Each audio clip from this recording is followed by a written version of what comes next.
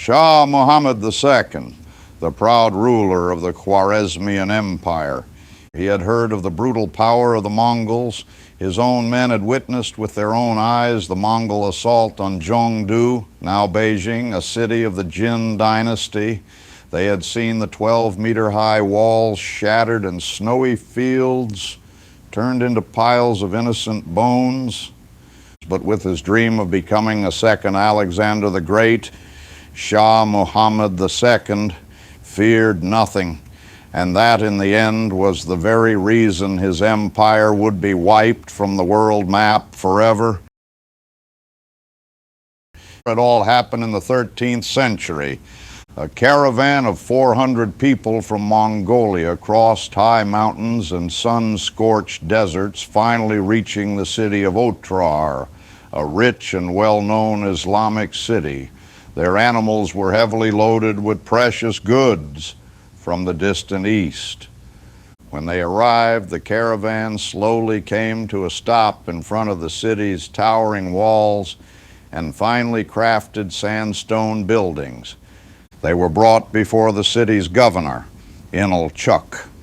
There they revealed that they carried valuable trade gifts from their master, Temujin, better known as Genghis Khan, the man who had united the once warring nomadic tribes of the steppes.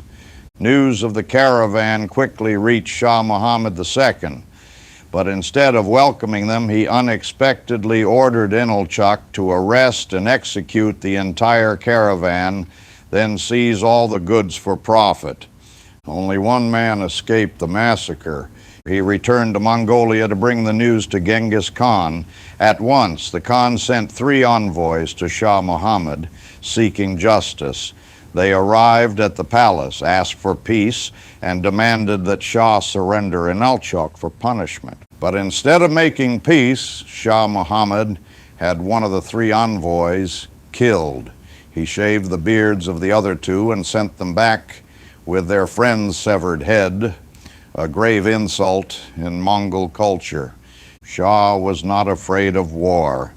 He had recently annexed many eastern territories and had already massacred tens of thousands of civilians who dared resist him. Moreover, to the east of his kingdom lay rugged mountain ranges, a natural barrier that he believed would stop the Mongols. Because of this, the Khwarezmian army was deployed along the major mountain passes, especially at the Dzungarian Gate, the most accessible natural route from the steppes into Central Asia. As expected, the Mongols advanced through 2 routes. Yoki and General Jabi led 20,000 troops across the frozen Tian Shan Mountains into the Fergana Valley, one of the most fertile lands in the Khwarezmian Empire. Now, the Khwarezmian forces immediately mobilized to intercept them, thinking this was the main attack, but it was only a diversion. At the same time, the other 2 sons, Chagatai and Ogaday, crossed the Dzungarian Gate and laid siege to the city of Otrar. They used siege techniques learned from the Chinese, cutting off all supply lines. After 5 months, the city fell. The entire population was either killed or enslaved. Governor Inalchuk, the man who had once killed the Mongol merchants, was executed by having molten silver poured into his eyes and ears.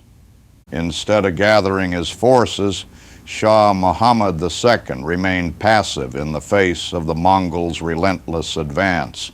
Genghis Khan led the main army across the Kizilkum Desert, once considered impassable, and suddenly appeared at the gates of Bukhara, one of the greatest centers of the Khwarezmian Empire.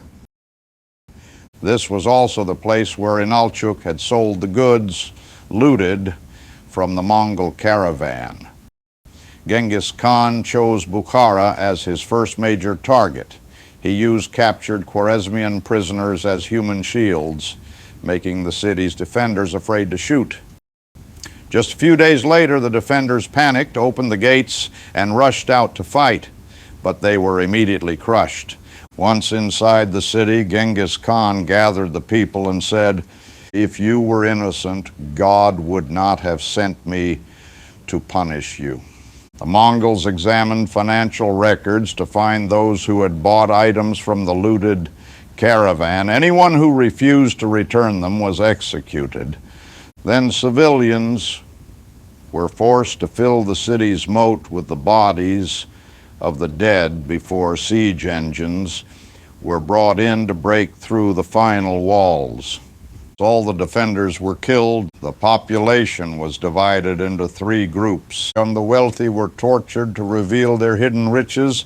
Young women were sexually assaulted, and the poor were either killed, enslaved, or driven out of the city. Bukhara was burned to the ground. The Mongols immediately advanced to Samarkand, the capital where Shah Muhammad was holding out. In Samarkand, the Turkic soldiers defending the city and the Kangli generals surrendered under the condition that their lives would be spared. But after surrendering, all of them were executed. The citizens of the city shared the same fate as those in Bukhara: mass killings, enslavement, and total destruction. Shah Muhammad fled. Genghis Khan sent two of his generals, Jebi and Subutai, to hunt him down without rest. The Mongols continued destroying the rest of the empire's cities. In Urgench, they broke the dams and flooded the entire city. In Nishapur, tens of thousands were killed, their heads piled up into mounds. Shah Muhammad's family was captured one by one. His son was executed. His daughter was taken as a slave. His mother was brought back to Mongolia and kept in isolation until she died. In 1221, Shah Muhammad died of illness while hiding alone near the Caspian Sea.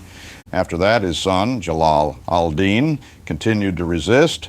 He won a few battles, but when Genghis Khan personally led the army, Jalal al-Din was defeated and forced to flee to India.